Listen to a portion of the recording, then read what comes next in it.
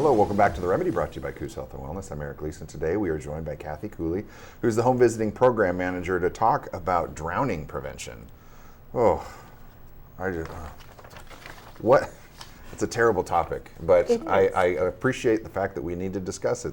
So what exactly is drowning? Okay, so drowning is the process of experiencing respiratory impairment, difficulty breathing, as a result of being submerged or immersed in water. I've almost drowned when I was a kid, and it's hard to just kind of wrap your mind around if you've never really been into it. But there are different types of drowning, isn't there? Not really.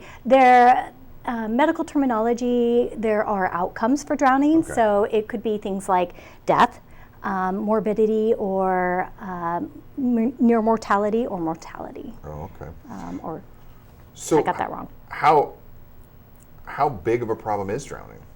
Drowning is actually a pretty significant problem. So after birth defects, it's the number one leading cause of death for children ages 1 to 4 years. And for adolescents and youth between the ages of 5 and 19, it's the third leading cause of unintentional injury death. Oh my gosh. So put visually, if you think about it, there are about 28 deaths due to drowning each day. And if you think of a school bus holding around 72 kiddos in a bus, in the course of a week, you would have almost 3 busfuls of children who have drowned in that week. And over the course of the year, there's over 141 buses worth of children who have died from drowning. That's amazing. I mean, that's an amazing number to think that we're losing that many children, young people, because of drowning. Yeah, something that is essentially preventable and predictable.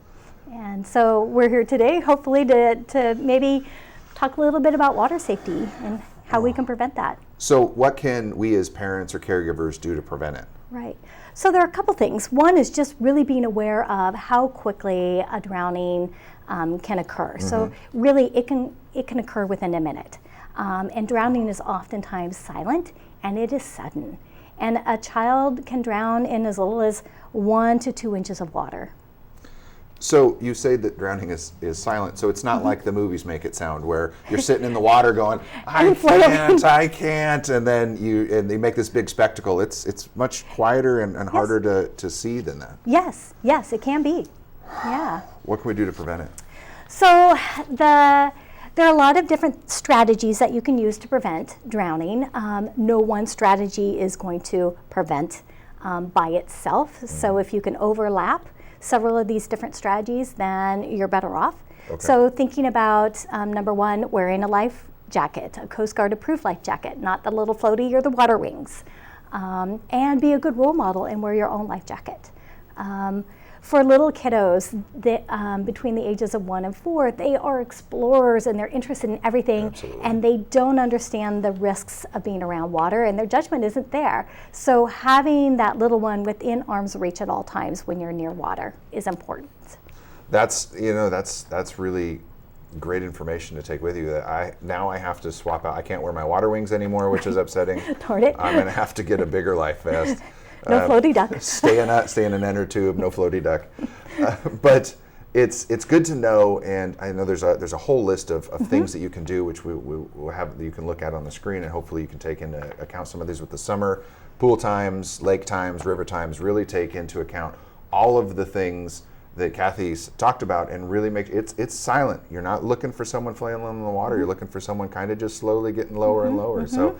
For Coos Health and Wellness and The Remedy, I'm Eric Gleason. Thanks for joining us. Have a great day.